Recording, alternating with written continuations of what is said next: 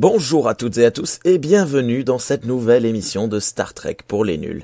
Aujourd'hui, à l'instar des émissions proposées par Matou sur notre équipage fantasme, c'est JP qui vient avec un tout nouveau thème, dans une galaxie près de chez vous. Bonjour JP, comment vas-tu ? Ça va très bien, merci Rémi. Auditrice, auditeur, vous êtes bien sur les ondes de puissance maximale, je suis Rémi. Non, je déconne, en fait je suis un mec que j'ai attrapé dans la rue et qui fume 20 paquets de clopes par jour. Et vous écoutez Star Trek pour les nuls. Chauffez les moteurs. Préparez la distorsion. Chargez les déflecteurs. Star Trek pour les nuls. En avant. Bon, allez, on va parler un peu de... Soyons sérieux, parlons d'une parodie. Dans une galaxie près de chez vous. Donc tu m'as dit, JP, j'aimerais bien que toi et d'autres personnes regardiez un peu dans une galaxie près de chez vous pour me dire ce que vous en pensez. Et toute l'équipe de Star Trek pour les nuls s'est jetée sur l'occasion pour dire non. Sauf moi. Donc j'ai regardé... alors j'ai pas fini la deuxième saison, mais j'ai regardé presque la moitié. Bon, c'est bon. Donc, moi, t'as vu tous les personnages présents dans la série. Là. Voilà. Et en premier, je pense que ce serait bien d'introduire la série à ceux qui ne pourraient pas connaître cela. Donc, est-ce que tu y vas ou j'y vais pour cela, mon cher? Je veux bien que tu y ailles. Parce que il y a des mots techniques comme push en cacane que je ne comprends pas forcément. Bon, alors, on va commencer par le début. Donc, Dans une galaxie près de chez vous est une série, on se demandera pas, qui est une série qui a été produite pour un canal pour enfants. La production a débuté en 98 et ça s'est terminé en 2001. Donc, ça a été diffusé sur le canal Famille au Québec et par la suite, quand le canal Famille s'est transformé en Vrac Télé, donc la série s'est terminée sur Vrac Télé. Donc, série qui a fait 4 saisons je pense qu'il y a 3 saisons de 13 épisodes et une de 26 épisodes où on suit les aventures du capitaine Charles Patnaud et de son vaillant équipage, et parfois moins vaillant, à bord du Romano Fafard. Donc, le Romano Fafard qui est à la recherche d'une nouvelle planète pour déménager 6 milliards de tata, comme le dit si bien le narrateur au début de chaque émission. Donc, la Terre se meurt par le fameux push-push en cacane, entre autres. Pas juste cela, mais entre autres. Donc, beaucoup d'expressions qui vont requérir un petit lexique pour nos amis français. Mais donc, on parle ici d'une série pour enfants, mais qui a quand même un sous-thème très, très écologique, là. Alors, il y a le sous-thème très écologique, mais moi je trouve que, quand j'ai vu la première fois le logo Canal Family s'afficher à la fin, je me suis dit, putain, ils disent beaucoup de gros mots quand même sur Canal Family. Canal Family, pas Family, parce que pardon, tu vois, au Québec, on parle français au Québec. Pardon. Canal Family. Et du coup, j'ai été très étonné parce que y a beaucoup de gros mots. En fait, c'est des gros mots qui sont modifiés pour ne plus être des gros mots. C'est comme, on dit tabarnouche au lieu de tabarnak, tu sais, des trucs de même. C'est juste assez modifié pour que ça passe. D'accord, c'est un peu comme lorsque dans Batman et Robin dit nom d'un poisson marin au lieu de dire... Exactement, donc c'est des expressions qui ont été modifiées pour plus un passé... Ok. Passer la censure, puis il faut dire honnêtement, je pense que ça rajoute une petite nappe de créativité là, par-dessus tout ça. Donc, c'est une série qui est devenue culte, je dirais quasiment dès le départ, et qui a conservé son culte encore. Même en novembre, présentement, là, il va y avoir une petite convention à Montréal pour célébrer les 20 ans de la série. Donc, j'espère pouvoir y assister. Tu leur passeras le bonjour. Ah ben c'est certain. Donc on parle d'une série qui est un peu qui est visiblement inspirée de Star Trek, on s'entend. Moins le budget. Parce que si vous pensez que la série originale avait pas de budget. Mais en même temps, c'est un peu. Moi, je compare ça à Red Dwarf un peu, si vous connaissez la série anglaise de ce nom-là. C'est le même genre de. C'est pas de budget, mais en même temps, c'est qu'il y a un look comique. On s'y fait très rapidement, je trouve. Oui. Alors on s'y fait très rapidement et tu dis qu'ils n'ont pas de budget, mais ils ont quand même des portes qui s'ouvrent automatiquement. Et puis non, mais les décors sont franchement pas dégueulasses. Le vaisseau est bien fait quand même. Il y a 4 décors, 4-5 peut-être. Mais non, c'est. Je pense qu'ils ont vraiment pas à pâlir des décors. Les effets spéciaux, mais c'est fun, c'est le côté voilà, c'est quand même visuellement fait exprès, c'est ça qui est cool. C'est une parodie, mais c'est une parodie qui a un message en dedans, mais en même temps ces petits passages sérieux de temps en temps. C'est ça. Il y a eu des films, non? 2? Oui, il y a eu 2 films, oui. Je sais plus si tu l'avais dit ou pas. Oui. Pardon. En fait, j'avais pas dit, mais oui, il y a eu 2 films par la suite. Je te peux pas. Je vais te redonner les. Dans une galaxie. C'est pas bien grave. Alors, moi, ça m'a fait beaucoup penser à tout ce qui était sitcom français, notamment à la série qu'on a diffusée pendant très longtemps sur Canal+, qui s'appelait H. Je sais pas si tu connais. Non. Alors, H, c'est une série des années fin 90, qui a fait émettre... Enfin, pas qui a fait émerger, mais qui a fait vraiment connaître du grand public... Jamel Debbouze, je sais pas si tu le connais non plus. Non. et Eric et Ramzy. Alors, Jamel Debbouze, c'est un comique qui est extrêmement connu maintenant et qui a travaillé beaucoup, pas beaucoup, mais qui a travaillé notamment avec Luc Besson sur la fin plus récemment quoi, après une quinzaine d'années de carrière, qui était issu du stand-up. Et Eric et Ramzy, en fait, c'était un duo comique qui faisait pareil des petits spectacles. Et aujourd'hui, en fait, alors c'est le moment de pas se planter de personne. Eric, c'est un petit chauve qui fait pas mal de films il joue dans beaucoup de films de Quentin Dupieux. Tu connais Quentin Dupieux? Non, pas du tout. C'est un réalisateur. Ça va être une longue émission. Alors, Quentin Dupieux, c'est un réalisateur français qui fait des films très très particuliers, expérimentaux. Et il a 2 acteurs assez fétiches qui sont Alain Chabat et Éric Judor, donc de Eric et Ramzy. Et Ramzy est un acteur qui est en pleine hype en ce moment, donc une vingtaine d'années après cette série. Même si ça fait 20 ans qu'ils sont tous les 3 plus ou moins enfin voilà, ça les a vraiment fait décoller. Et donc en fait, c'est une série qui se passe dans un hôpital et on a ces 3 personnages principaux qui sont des brancardiers de l'hôpital. Donc il y a aussi le médecin et les deux infirmières, je crois. Enfin bref, et qui sont 3 personnes à qui il arrive des trucs mais incroyablement nuls. Et c'est le même genre d'humour. Donc complètement absurde et qui a eu une popularité énorme. Voilà, je sais plus quand ça a été diffusé, je crois. Fin 90 par là. Et il y a aussi un petit côté, désolé, je finis vite. Il y a aussi un petit côté les débuts de Kaamelott en France. Il y a une dizaine d'années, peut-être une quinzaine, est arrivée la série Kaamelott par Alexandre Astier, qui pareil a eu un énorme succès sur M6, la 6e chaîne. Oh, ça s'est rendu au Québec, ça. Ah voilà, ça a été tellement énorme que ça s'est rendu au Québec. Du coup, je considère que tous les auditeurs connaissent. Voilà.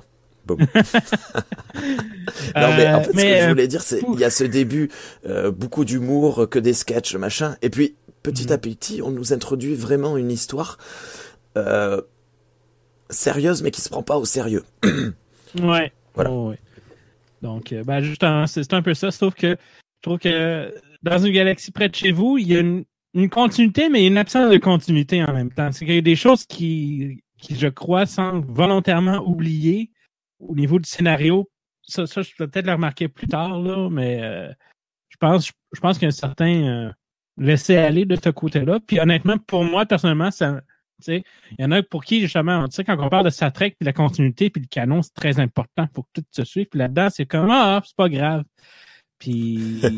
Surtout quand tu vois les 3 premières saisons, la série TOS, quoi. Ouais, c'est ça. Ben, c'est un peu la même chose. Sauf que je pense que là-dedans, c'est surtout...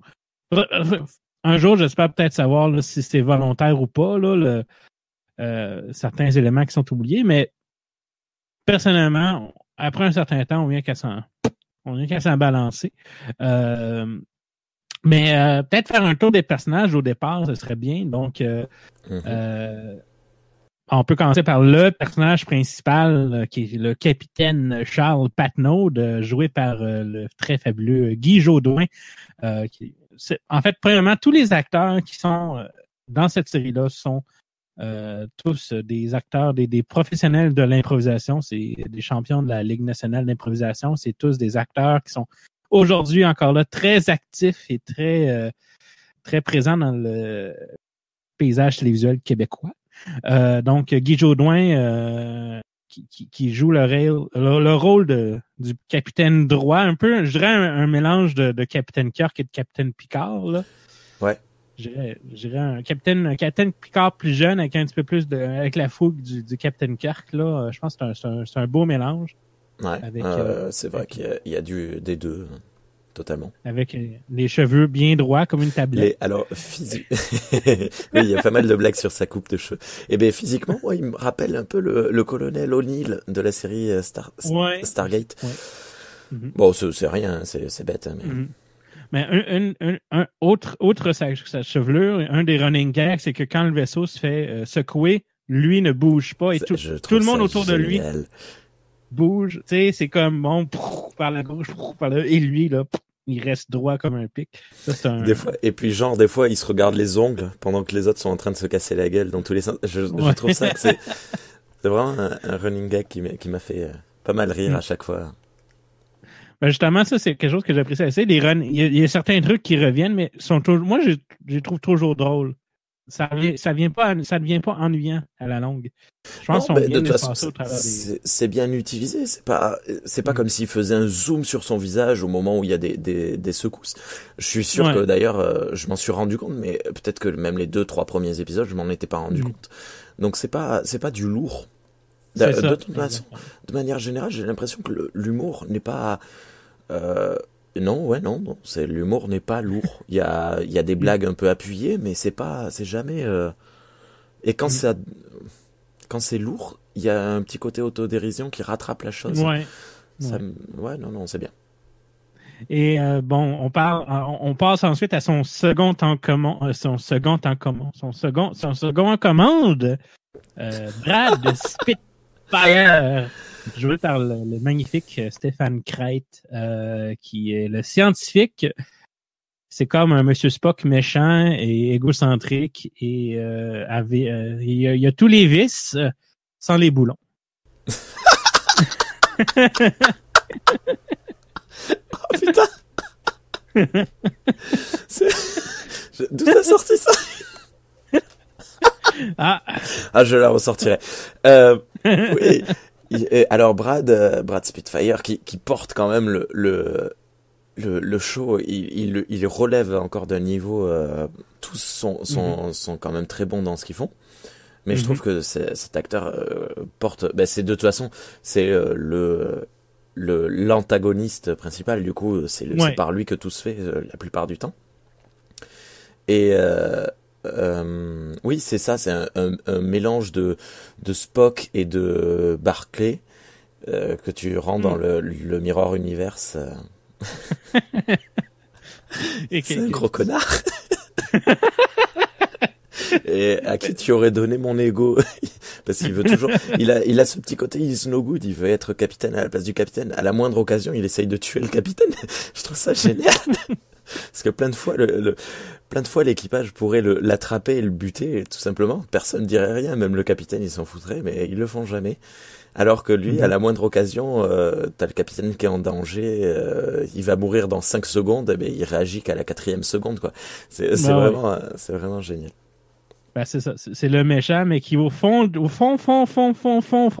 lui, brin d'essence, là, il faut vraiment aller le chercher très profond.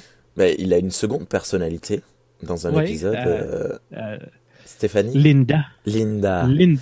Il est tellement gentil, tellement bon. C'est vrai. Ben, mais il faut le faire sortir à coup de mélamine. À coup de tronche sur le bureau. Oh oui. Mais non, c'est ça. Donc, cet acteur-là est super sympathique dans la vraie vie. Tu sais, on regarde les derrière la scène, mais tu sais, tu pourrais... Tu sais, tu le regardes à l'écran, quand il est Brad, puis t'es pas capable de t'imaginer lui être comme gentil, tu sais. Fait que je pense qu'il fait super bien son travail de ce côté-là. Sinon, on passe à, Valence Leclerc, donc la psychologue et copine du capitaine. Allumeuse professionnelle du capitaine. Et bon, on a eu droit à un changement de casting entre la première et la deuxième saison. Oui. Je me rappelle plus c'est qui jouait dans la première, mais je pense que la deuxième est la Valence Séminale, on s'entend. C'est joué par Sylvie Moreau. J'ai pas noté, hein, désolé, tous les noms d'acteurs et d'actrices. Ouais, il y a pas de souci. Mais non, on s'entend vraiment. Valence prend tout son... je pense qu'honnêtement, elle prend tout son plein potentiel avec la nouvelle actrice à partir de la deuxième saison. C'est là que... Ouais. Eh bien, moi, j'ai eu du mal à me faire au recast. Mm-hmm. Je trouvais la première Valence bien en accord avec ce côté sexualisé de la personne qui est toujours en train de faire des gnangnantises, de se frotter au capitaine, de se mettre en avant physiquement. Ça ne rentre jamais, pardon, ça ne rentre jamais dans la vulgarité. Mais elle est très physique. Et la nouvelle actrice, enfin la nouvelle,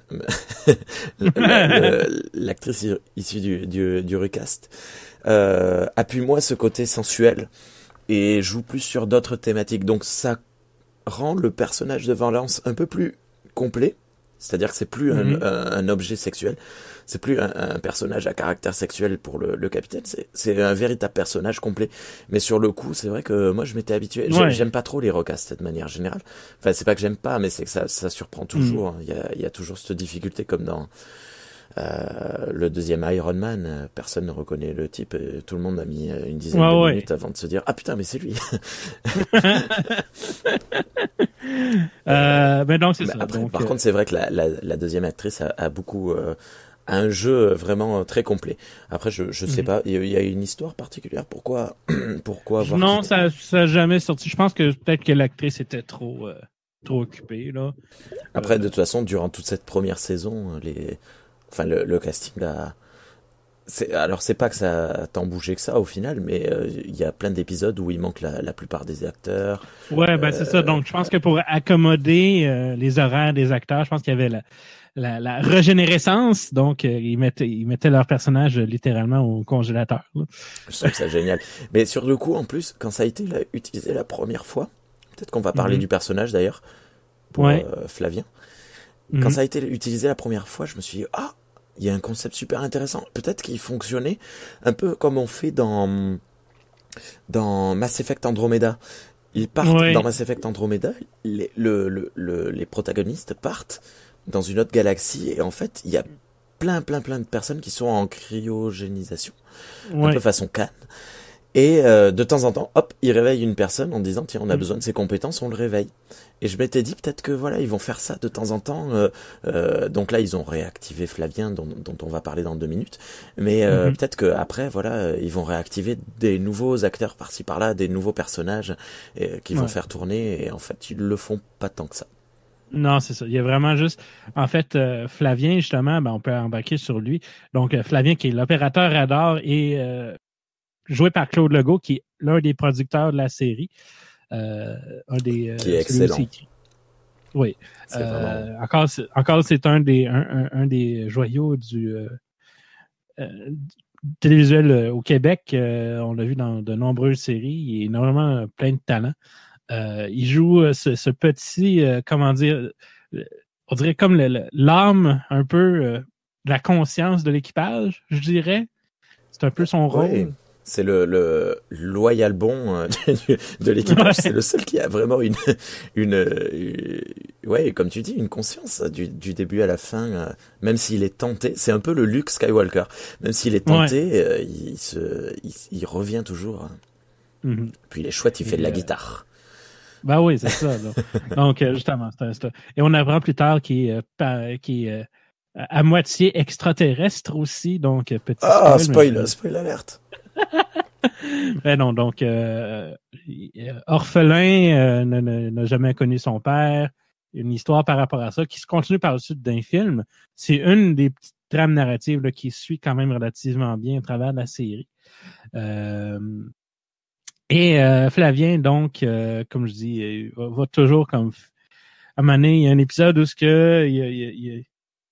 il retrouve un petit mime et Brad fait le méchant et renvoie l'œuf de mime sur une planète filante et là t'as mon Flavien qui part en mode soldat vengeance extrême. Berserker. Le loup n'a pas besoin de la lune qu'il est en chasse. Qu'est-ce que ça veut dire? Je sais pas, mais ça sonne méchant. Tu sais, c'est comme ça. Justement, c'est le côté. Tu prends pas trop au sérieux de la série. J'aime bien. C'est comme ils vont jouer dans ce qu'on appelle en anglais dans les tropes, dans les clichés, mais en même temps ils vont juste hey, c'est un cliché. Regardez là, on le sait. Tu sais, ils s'amusent souvent avec ça. À un moment donné, ils font t'as quelqu'un qui fait comme Where no man has gone before. Puis tu regardes tout. On a déjà entendu ça quelque part, là, je pense. Ouais. Tu sais, fait oui, mais ils en sortent 2 d'affilée dans le même épisode, je crois, des petites références à Star Trek qu'ils assument totalement. Ouais. Et accompagné pour accompagner Flavien, ben il y a Bob. Donc Bob, le pilote, qui lui donc lui qu'on voit justement au début de la série, ça fait un peu bizarre tu sais quand tu regardes, quand tu as déjà vu la série, puis tu reviens au début, puis là tu vois Bob sans Flavien. Au début, c'est pas Bob et Flavien, c'est Bob et Falbo. Oui, c'est ça. Et après ça devient Bob et Flavien. Mm-hmm. Donc Bob qui est le meilleur ami d'enfance de Flavien. Disons qu'il est bon pilote, mais il a besoin du cerveau de Flavien pour fonctionner à plein potentiel. C'est un peu la nature du duo. Mais sinon, Bob est encore là, il est pas méchant, mais tu sais, comment dire, c'est une petite... Lui va se laisser embarquer plus souvent dans des choses pas nécessairement... Voilà, il utilise plus ses sentiments que que sa réflexion. J'ai une petite question, juste, qu'est-ce que c'est qu'il mange? Des tobos? Des pogos. Des pogos tout le temps. Des saucisses entourées de panure. En anglais, on appelle ça des corn dogs. C'est une... comment dire? C'est ça. C'est une saucisse à dog entourée de panure. Ça se vend dans les supermarchés. Elle est sur une pique en bois. Et voilà. Et ils mangent ça à longueur de journée, tout le temps. C'est rigolo. Ouais, parce qu'il y a plein de blagues sur les pogos. Parce que pour moi, un pogo, en fait, c'est quand tu vas dans la fosse d'un concert de death metal et que tu te tapes les gars. Voilà. Ça se prend toujours. Ah non, ça oui. Et c'est vrai que l'estomac de Bob est fameux parce qu'il mange sans arrêt, donc pas nécessairement une fine bouche, mais c'est quoi, il va manger beaucoup. C'est un de ses traits de personnage qu'il assume aussi. Un moment donné, il y a une blague où il dit bon, qu'est-ce que j'ai mangé ce soir? Puis il dit des abricots, des arachides, ça. Ah, ça c'est juste la lettre A là. Dans la lettre B, j'ai mangé. Je l'ai pas eu, celle-là. Un petit point notable, il est noir. Oui. C'est pas un problème. Non, je réfléchissais, je me souvenais plus de son nom. Ah, Pétard. Mais c'est vrai que c'est le personnage de minorité visible aussi. Oui, là. mais là aussi, ils en jouent. Il y a un moment où Ouais. il dit « Je suis noir !» C'est une blague que tu retrouves, il me semble qu'on la retrouve d'ailleurs dans H. C'est une blague qui me fait toujours rire parce que, voilà, c'est dédramatisé, c'est bon. Get over it. T'as vu, je parle en anglais. On s'en fiche en fait que c'est ce qui est intéressant dans son personnage, c'est son concept, c'est pas sa couleur ni de l'acteur ni du personnage. Ouais. Bref, donc c'est Bob. Oui, Bob, on arrive donc à Falbo qui lui n'a survécu qu'à la première saison. Mais oui, alors Falbo c'était mon petit chouchou favori. Juste derrière lui venait Spitfire. Et Falbo, quand j'ai vu que au fur et à mesure de la saison 1, il apparaissait de moins en moins. Il disait ouais, il est déjà allé sur la planète. On va le téléfaxer juste après. T'étais là, mais qu'est-ce qui se passe? Il va dégager celui-là, c'est sûr. Il est jamais là. Ouais. Et moi, je l'aimais bien parce que c'était le. Je sais pas si c'est le personnage ou si c'est l'acteur qui veut ça, mais c'était vraiment l'acteur qui allait à fond dans le délire, qui partait dans un pétage de plomb du début à la fin, quoi. Et j'aimais beaucoup son personnage. Bref. Ouais, faut dire, il était drôle. Tu sais, pour un officier de sécurité, il se prenait. Tu sais, t'étais capable de croire qu'il était fort, qu'il était bien, qu'il tirait bien, tout ça, qu'il faisait bien son travail, mais en même temps, il était pas comme. Tu sais, comment dire, il avait une personnalité propre, il faisait des blagues, il riait, puis il chantait autour du feu avec l'équipage, puis tout ça, puis tu sais. Comme je dis, il y avait une personnalité propre, un petit peu plus que Worf, là, si on compare à Star Trek Next Generation. Contrairement à Worf, fait comme, je veux juste tirer des torpilles, je peux-tu tirer des... Le capitaine fait non. Mais... Ça, c'est terrible. Alors, on en parle un petit peu avec Matou dans une émission, dans l'émission sur l'équipage fantasme, mais c'est terrible. C'est dans TNG, c'est ça, c'est capitaine, dit Data, voici un nouveau vaisseau d'une race alien inconnue, d'une espèce alien inconnue. Et Worf, il faut lever les boucliers et tirer. Mais ta gueule, on les connaît même pas. Dis-leur bonjour. Ça me fait tellement marrer à chaque épisode. Le pauvre, en plus, ça devait tellement saouler Michael Dorn de devoir dire ça. Il passe pour un con tout le temps. Bon, c'est pas son boulot, quoi. Mais donc, pour en revenir à l'émission tant que telle, donc Falbo, donc qui ne suit pas dans la deuxième saison, probablement encore là dû à j'imagine un horaire trop occupé, ce qui est un peu dommage, mais je pense qu'il lui donne une bonne sortie avec le personnage de Mirabella, donc qui elle était la entre parenthèses médecin de bord, donc Mirabella qui était en fait une imposteur. Une imposteur, une criminelle en fuite. Donc, il avait partagé le secret avec Valence qui, en échange de son silence, allait apprendre à devenir médecin en tant que tel. Il y avait quelques bonnes blagues par rapport à ça, par rapport à comment assommer quelqu'un avec une bonbonne de gaz, la frère de bonbonne de gaz. Elle sort la bonbonne d'éther et elle lui met un coup derrière la nuque. Ça marche bien. Donc, encore là, je pense que Falbo et Mirabella sont... Mirabella, surtout, je pense qu'elle me manque pas tant que ça. Je pense qu'il y avait déjà une... Vas-y. Donc, en fait, je pense qu'il y avait déjà une place pour un méchant en tant que tel, puis c'était Brad. Je pense que il était capable de faire ça à lui tout seul. Donc, je dirais pas qu'il était trop, mais... Moi, je suis pas trop d'accord. Je trouve que Falbo ne manque pas tant que ça. Bon, moi, il m'a manqué parce que je l'aimais bien, quoi. Mais Mirabella manque. C'est pas une méchante, hein.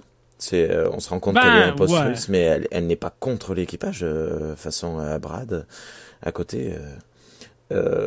moi je l'aimais bien et je trouvais que justement t'avais un potentiel d'histoire vachement intéressant dans le fait qu'elle soit une impostrice. Elle lit le manuel à chaque fois quand il faut faire un scanner. Le scanner. Voilà. Enfin, je trouvais que c'était intéressant et surtout l'épisode. Alors c'est un personnage qui a droit à une fin, pas contrairement à Falbo. On explique comment et pourquoi elle s'en va. Alors que Falbo, c'est juste en aller. Tu sais pas pourquoi. Il a disparu. Il est parti à la recherche de Mirabella. Ben oui, du coup, ils l'ont considéré comme perdu, quoi. C'est horrible. C'est horrible comme mort. Ils auraient pu, je sais pas. Bref, c'est vrai qu'ils auraient pu jouer là-dessus, faire un épisode mort de Falbo où il tombe amoureux de Mirabella et il s'en va avec elle, quoi. Enfin bref, le pauvre. Et j'étais un petit peu triste parce que Mirabella était un personnage que j'aimais bien. Voilà, elle avait pas. Et puis elle tranchait bien. Elle permettait d'équilibrer le côté sensuel de Valence en ne parlant absolument pas, même s'il y avait un début d'intrigue amoureuse avec Bob. Avec Bob. Décidément, ce soir, Bob, je vais pas le retenir. Hein. Pourtant, c'est le nom le plus facile. Et tiens, je me note Bob, B-O-B. Voilà, comme ça, je l'oublierai pas. Et bref, j'aimais bien ce personnage. Donc vraiment, autant bon, je regrettais la disparition de Falbo personnellement, autant je trouve que c'est un manque pour l'histoire de plus avoir Mirabella. Ouais. Et et ça c'est pas mal tout l'équipage de la première saison. Et là, la deuxième saison, pour contrebalancer le départ de Mirabella et de Falbo, arrive au quatrième épisode de la seconde saison. Petrolia Stanislavski et Serge l'androïde.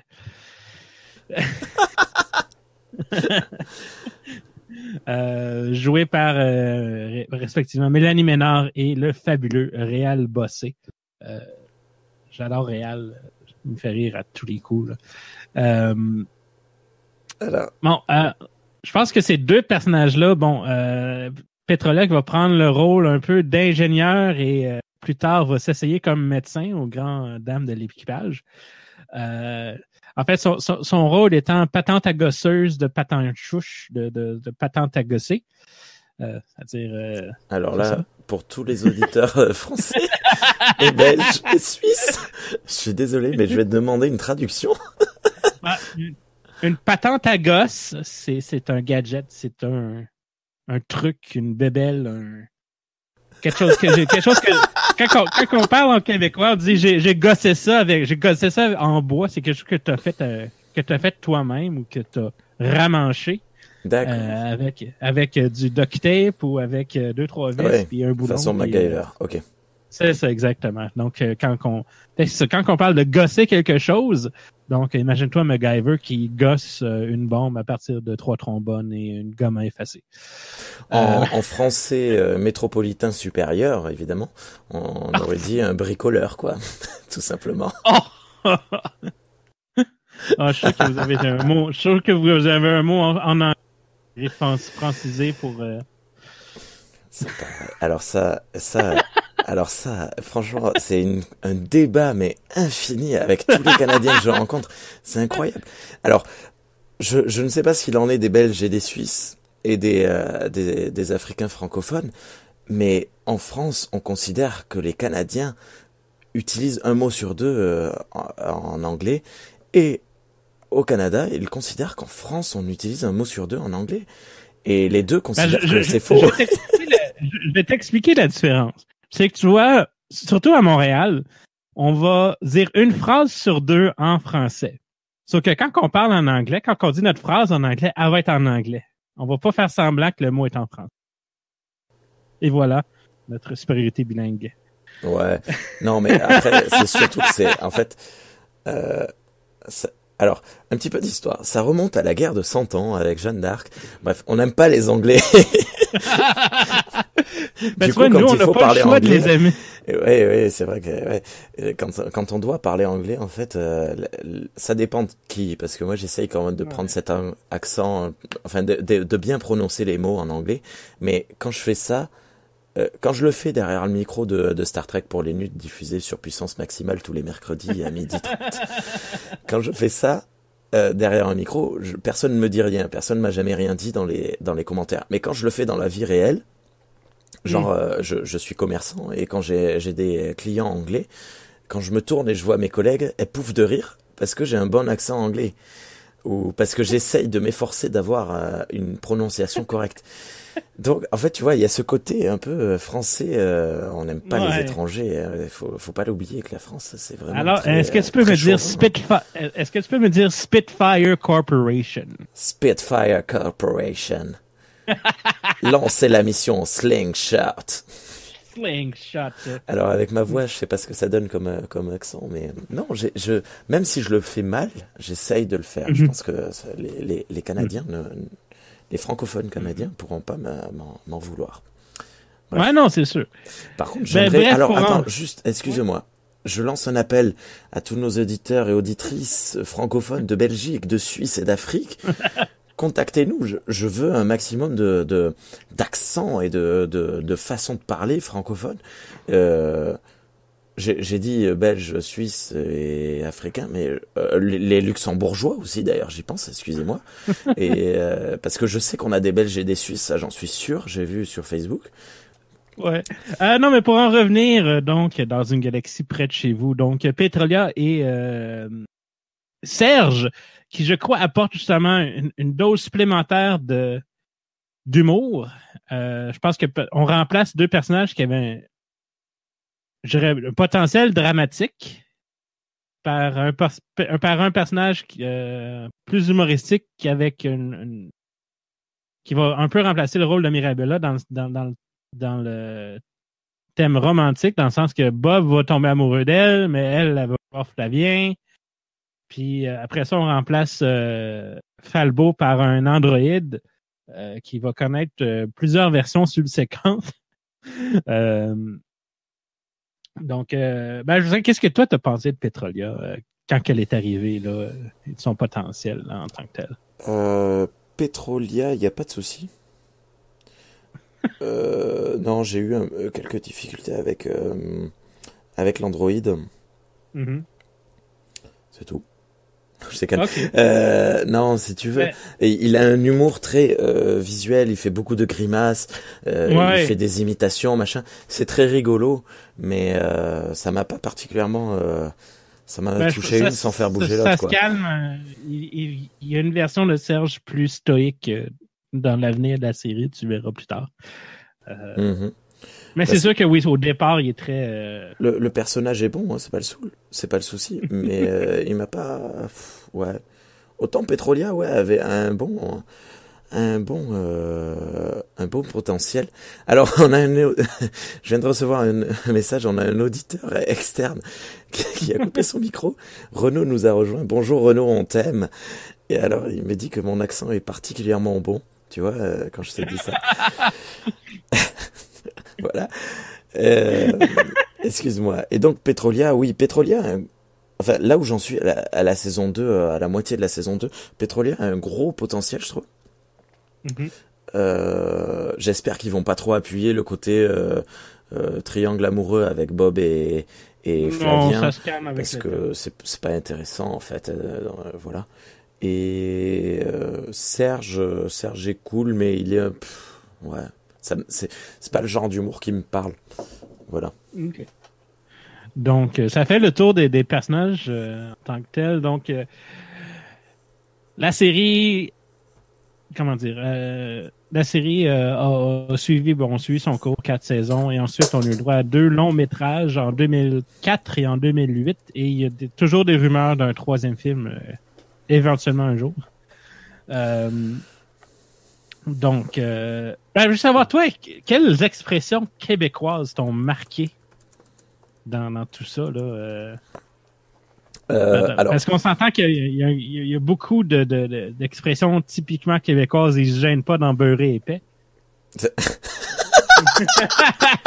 Oh punaise, c'est raciste de rire comme ça, c'est tellement moche, mais j'aime bien. Non, j'ai pas de... Il y avait le push-push en cacane, que j'avais compris, je t'ai envoyé un message. Qu'est-ce que j'avais compris au début? touche la tatane. Du putsch. Du putsch. Et en tatane. Et je comprenais pas ce que ça voulait dire, en fait. Et donc, en fait, push en cacane, c'est un déodorant, quoi. C'est ça.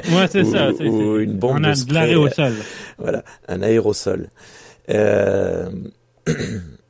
Je réfléchis vite fait, il y a rien. Mais après, je suis pas la bonne personne pour ça parce que moi, ça me dérange pas trop. Ça me fait rire de temps en temps vos expressions parce qu'elles sont assez imagées. Mais mais il n'y a rien qui t'a comme fait comme qu'est-ce que c'est ça que je comprends pas. Ouais, je sais plus. Je t'ai envoyé des messages, non, mais je me souviens plus. Mais il y a quelques blagues, on s'entend, qui sont purement québécoises, que juste les Québécois. Comme un moment donné, ils disent, je pense pas que t'es encore rendu là, mais un moment donné, ils disent embrassez-vous sur le Guy, parce que c'est Noël. Puis là, t'as une photo du hockeyeur Guy Lafleur qui descend, puis il s'embrasse sous le Guy, tu sais. Ça, c'est... Mais en même temps, tu vois, tu peux le deviner facilement que bon, tu vois que le type, tu te dis il doit s'appeler Guy. C'est ça, exactement. Tu sais. Après, non, il y a eu quelques trucs, des moments sur la prononciation, parce que il y a un accent qui est différent du mien, donc la prononciation m'a l'air trop rapide à certains moments, donc il y a des petits passages que je repasse. Mais non, en soi, je pense qu'en plus, vraiment, c'est compréhensible.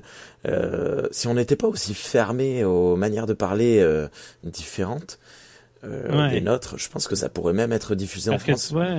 C'est ça, parce que tu vois, ici, nous, au Québec, on n'a pas de problème à utiliser les trucs français, là. Non, mais ça, c'est une honte. C'est une honte française. Nous, en France, on diffuse rien belge, rien suisse et rien de canadien. C'est une honte monumentale. Parce que, comme je disais tout à l'heure, je le disais avec beaucoup d'humour, le français métropolitain supérieur. Mais non, en fait, je pense qu'il y a ce fond de réalité, de vérité. Voilà. Et au final, c'est méchant et bête, et c'est dommage. Voilà. L'édic, il faut pas oublier une infinité de diversité dans une infinité de combinaisons. Combinaisons, et voilà. Donc, toi, est-ce que tu vas continuer la série? Oui. Oui. En fait, de temps en temps, alors je fais de temps en temps des petites insomnies, il faut le savoir, et ça m'a accompagné dans mes insomnies. Je regarde ça, je trouve ça très rigolo. Et puis quand je veux m'endormir, je me mets un petit épisode de la série animée Star Trek. Bref. Non mais je regarde. Là, ça fait 2-3 jours que j'ai pas regardé, mais oui, franchement, il y a pas de souci, je les regarde.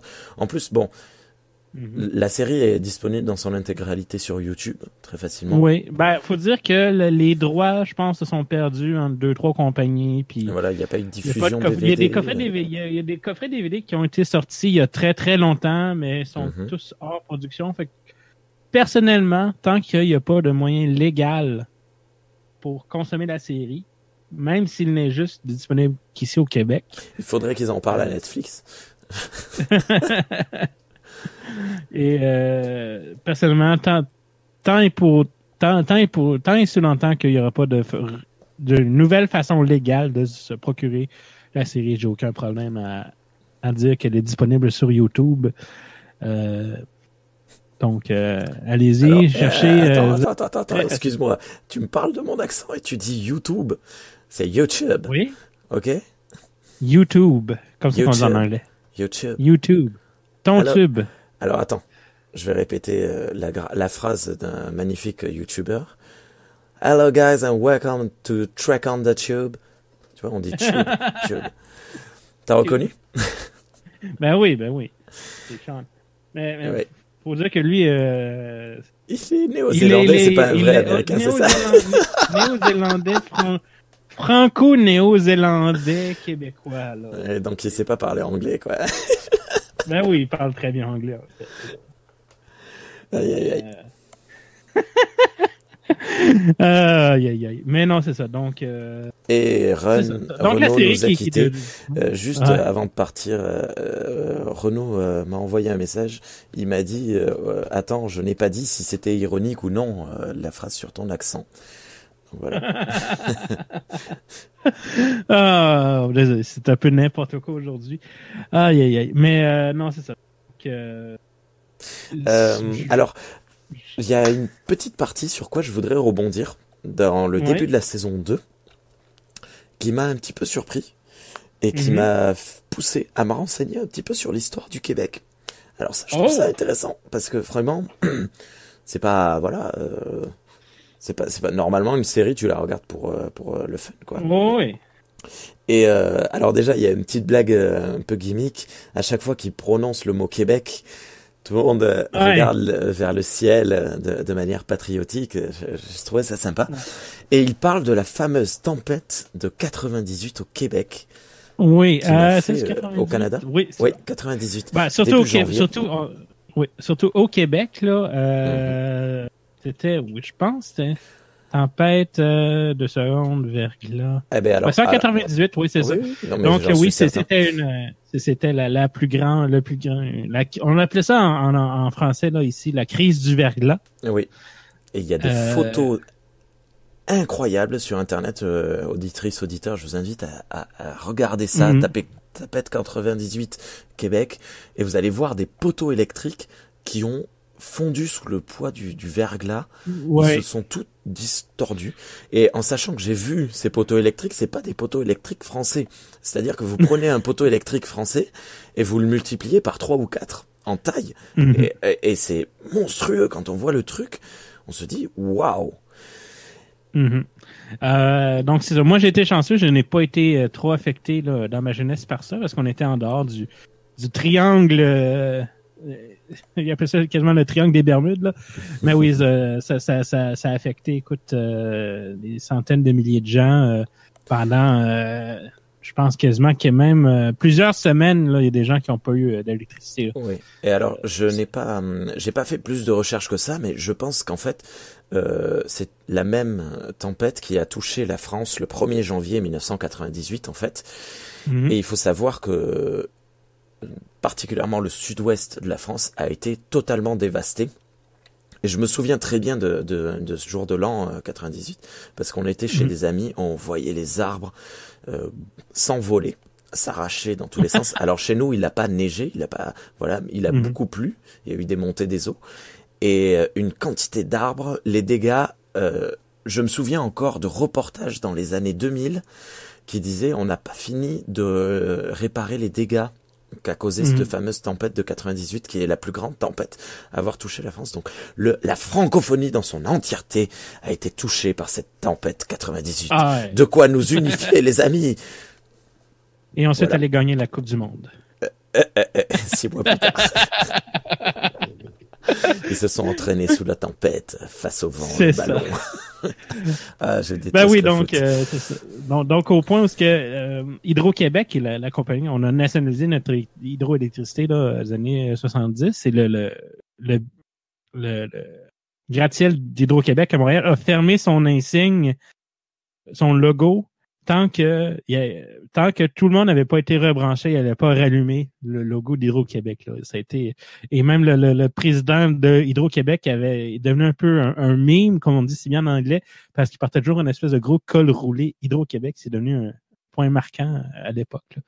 Donc, c'est des petites choses que je me souviens de cette époque-là. J'étais quand même jeune, j'étais au début, j'avais 13-14 ans à cette époque-là, donc aïe. J'avais 7 ans et demi. Et un autre truc intéressant, par rapport à ça, je t'en avais glissé un mot, on remarque aussi au début de la saison 2, il mentionne beaucoup le Canada. Tu sais, au début, ils ont remplacé le monologue au début de chaque émission. Ils font bien attention de mentionner que le Canada a développé, tu sais, le monde s'est tourné vers le Canada, la première puissance mondiale, tu sais, puis ils ont tout un gros drapeau du Canada sur le bras, puis tu sais, on sait que c'est un produit canadien. Tu sais, ça, j'ai pas vu du tout. Désolé. Tu porteras un petit peu plus attention. C'est simplement, ils ont fait ce changement de date dans la saison 2 simplement pour des crédits d'impôt au niveau du fédéral. Parce que il fallait que le contenu soit visiblement canadien. D'accord. Et ils ont fait vocalement, ça suffit pas. C'est ça. Donc, ils en ont encore là, comme on dit si bien, beurré épais.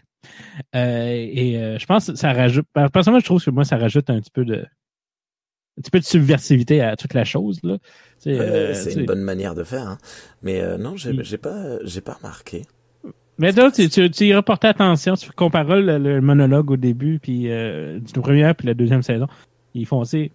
C'est sûrement le cas, justement, l'insigne sur l'épaule de chaque. Il y a toujours le drapeau du Canada, puis il parle de la guerre de la Chine, et c'est contre les gens du canal La Chine, et non pas, en tout cas, des petites blagues comme ça, mais ça... Alors là, celle-là, je l'ai pas compris. Désolé. Ouais, non, c'est vrai, parce que dans le coin de Laval, il y a le canal La Chine. Fait qu'à un moment donné, le capitaine Patnaud, il parle de la guerre contre la Chine, et il parle du canal La Chine à Laval. D'accord. Mais voilà, ça c'est le genre de blague que j'aurais mal compris, quoi. Non, je m'en souviens pas par contre. Et c'est vrai, il y a un truc que je voulais savoir, que ton avis. Le vaisseau en tant que tel, qu'est-ce que t'en penses? Mais ça c'est une grosse blague qui rappelle dans les années 80, on avait les nuls qui avaient fait une parodie de Star Trek qui s'appelait Stubble. Non, je sais plus le nom. Bref, Objectif Nul. Et le vaisseau, c'était pareil, c'était une espèce de vieille boîte en métal qui allait dans l'espace. Et ça m'a rappelé ça. Et je trouve ça dommage. Parce que... Après, bon, c'est Romano Fafard, donc c'est le concept c'est des Romano dans l'espace qui partent avec ce qu'ils ont. Mais je trouve ça dommage, tu vois, parce que surtout que l'intérieur fait pas du tout pourri. Enfin, ça fait futur usé, mais ça fait pas pourri. Et le vaisseau en soi, c'est trois boîtes de conserve fixées les unes contre les autres, avec une cabine d'avion sur le devant. Et je trouve ça dommage. C'est un peu nul. Désolé. Ouais. Ben, y a pas de souci. Par contre, le générique est très bon. Là où la main de l'homme n'a jamais mis le pied. Ça, c'est génial. Ah, alors, il y a une coupure.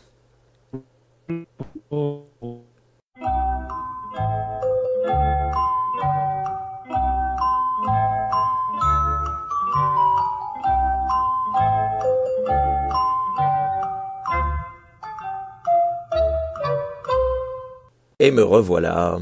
Désolé, très chères auditrices, très chers auditeurs. Vous le savez, une émission de Star Trek pour les nuls n'est pas une émission de Star Trek pour les nuls sans problème technique. Excuse-moi, JP. Qu'est-ce que tu disais? Non, c'est ça, je disais. Donc, pas de souci pour le...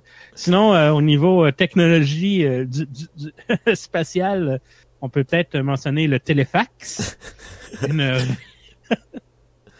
Une relique qui fonctionne comme le scénario veut qu'il fonctionne. Oui. Un peu comme le téléporteur, mais voilà. J'aime la façon qu'il arrive. Il arrive comme allongé sur le long, puis il roule, puis ça fait il arrive en action, tu sais, sur la scène. Je trouve ça chouette, ouais. Le côté physiquement, je rentre dans la pièce, hop, c'est sympa, plutôt que j'apparais dans la pièce. Enfin, les deux sont sympas, mais je trouve que la différence est sympa à noter. Après, comme tu dis, c'est totalement, on fait ce qu'on veut. Des fois, Brad arrive à téléporter le capitaine sans ses vêtements, à téléfaxer le capitaine sans ses vêtements, et d'autres fois, non, il arrive avec des branchages autour de lui et ce genre de truc. Voilà, mais bon, c'est fun. Et c'est ça. Donc, sinon, il y a aussi les armes qui sont faites avec des bouts de trompette et ça va un peu dans on pige dans une boîte et on voit ce qu'on peut trouver pour... C'est malin, c'est très malin. Et les grenades sont justement des canettes de boîtes de conserve. Hein. Oui.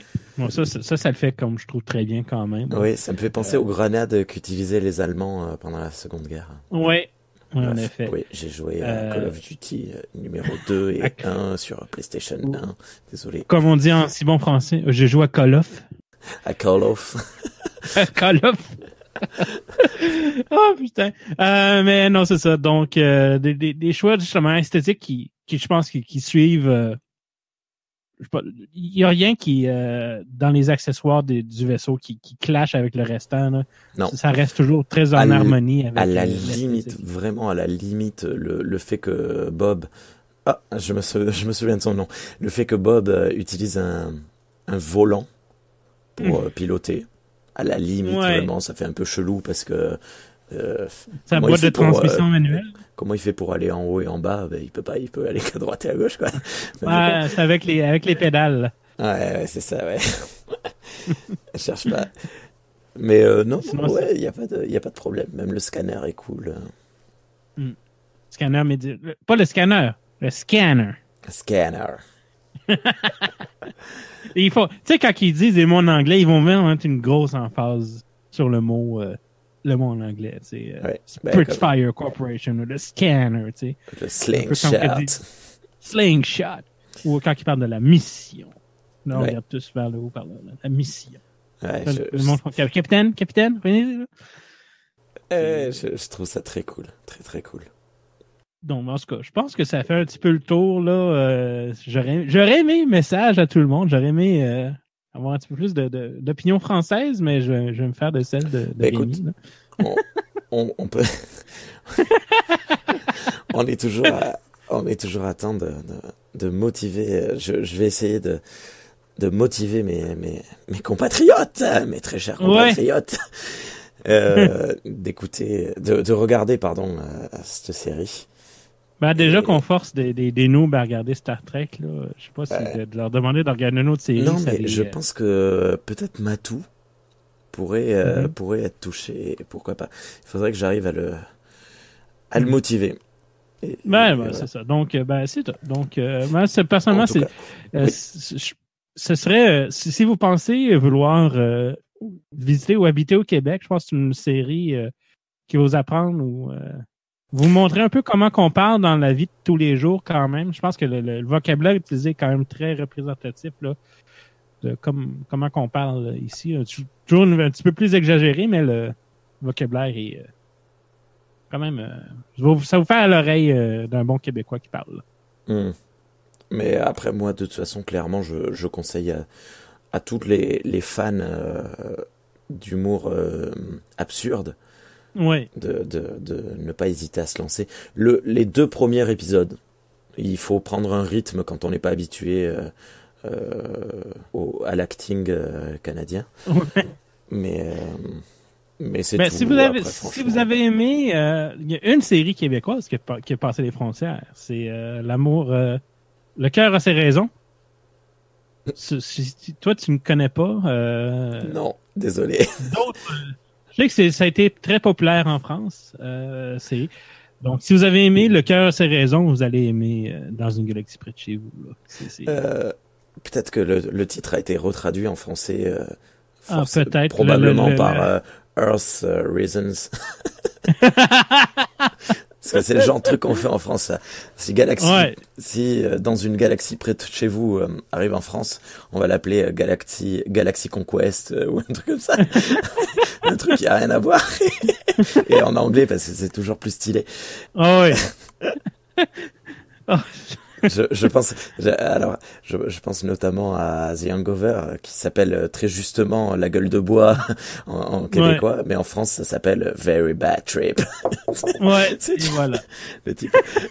Enfin bref. En plus, il y avait un humoriste québécois qui avait fait une blague sur Facebook et il disait, je vais prendre, il était au restaurant puis je vais prendre ma commande pour emporter. Il fait, je comprends pas. Mais pour emporter, je vais prendre ma commande. En takeaway! Non, on n'est pas à ce point. non. Bon. Je crois que c'est quand même un bon moment pour mettre fin. Alors, c'est un bon moment pour mettre fin, mais on va quand même terminer sur une prise de position politique, toi et moi. Nous sommes alliés dans un grand combat qui a eu lieu cet été en France. Ça s'est un petit peu tassé, mais peut-être qu'on va le relancer d'ailleurs, toi et moi.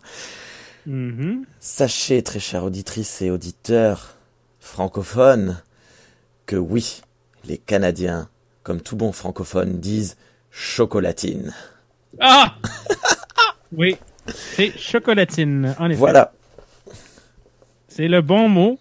Et si vous n'utilisez pas le terme chocolatine, vous avez tort et vous ne ferez qu'argumenter le fait que vous avez tort. Et oui, et même si on dit pas une raisintine et qu'on dit un pain au raisin, on dit une chocolatine et pas un pain au chocolat. Voilà. Et voilà. Je pense que sur ces très bons mots, complètement dérivés du thème qui était dans une galaxie près de chez vous, que nous vous conseillons tous les deux, je pense qu'on peut enchaîner avec la terminaison de l'émission. Je viens de faire un néologisme. Avec la fin de l'émission, ça sera plus simple. Ouais, mon Dieu, c'est tellement n'importe quoi. Oui, des fois. Wow. Ben oui, avec Rémi qui a sa voix cassée, moi qui est pas capable de me retenir de rire. Tout va bien, ça va bien, pas de problème. On est bien. Heureusement. Très chères toutes, très chers tous, merci de nous avoir écoutés. On vous conseille, allez écouter, allez regarder. Ah, décidément, allez regarder Dans une galaxie près de chez vous. Ça vaut le détour et c'est chouette. Voilà. Oui, en effet. C'est concis, c'est bien pensé, c'est bien dit. Oui. Avec une belle petite voix rauque avec 3 Marlboro. Ah ben tiens, voilà, Garou. Tiens, JP, pour terminer, une petite blague. C'est Garou, le chanteur, donc qui va à l'hôpital parce que sa femme s'est cassé la jambe et il arrive sur le parking et il dit je me garou. Oh, ouch. Allez, voilà. Mets fin au supplice, s'il vous plaît, mets fin au supplice. Allez, vivez longuement, prospèrement. N'achetez pas trop de push-push en cacane. C'est dangereux, c'est mauvais pour la planète. Il faut mettre la crème solaire 72 avant de sortir dehors, n'oubliez pas. Voilà, mais ne vous lavez pas avec parce que ça pollue l'eau. Donc, essuyez-vous d'abord avec une serviette, puis allez vous baigner. Et voilà. Et chose que j'ai appris à Las Vegas, pour la crème solaire, appliquer 15 minutes avant de sortir dehors. C'est une chose qu'on apprend, comme on dit, à la dure. Ça sent le bout du nez rougi. Allez. Allez, bonne soirée ou bonne journée à toutes et à tous. Au revoir. One small step for man, one giant leap for mankind.